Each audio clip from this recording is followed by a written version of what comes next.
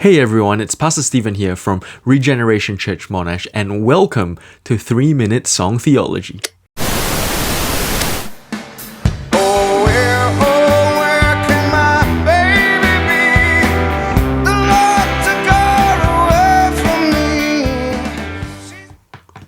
It was the late 90s and all my friends were listening to Backstreet Boys and Spice Girls, but the one song that really struck me was Last Kiss by Pearl Jam.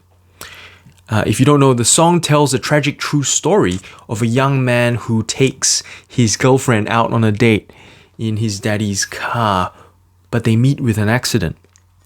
And after the crash in the dark night, he's able to find her and he holds her and they share a last kiss before she dies. The reason the song resonates so much with my soul is that I myself at the time had gone through a tragic loss of my own. I lost my mother to cancer just a couple years before. And so I knew what it meant to lose someone you love. But what's interesting about this song, it's not just its anguish, but also its theology. Now listen to what the singer says in the chorus. Oh where can my baby be? The Lord took her away from me. Now isn't it interesting that he's not really angry with God, or he doesn't see God as malicious, even though he sees God as the one who takes his girl away from him. He sees God as sovereign over life and death, that no one passes from life to death outside of God's will. And then listen to what he says next. She's gone to heaven, so I've got to be good, so I can see my baby when I leave this world.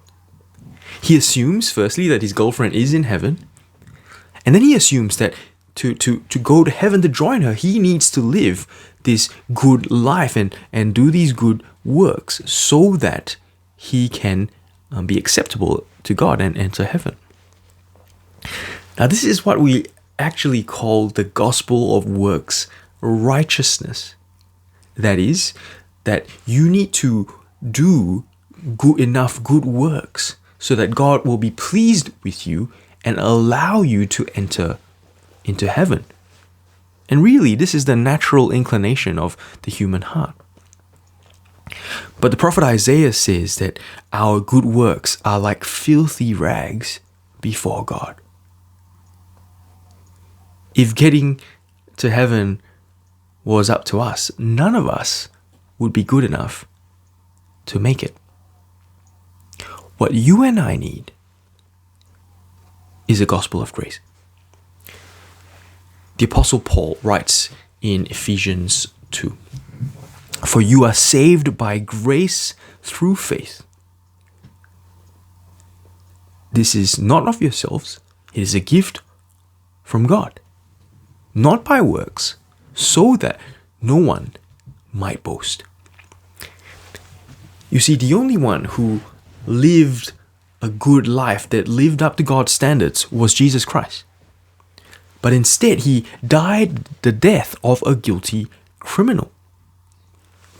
But in this death, he took upon himself the judgment of God for the sins of the world, for you and me. But then he rose again, defeating death forever.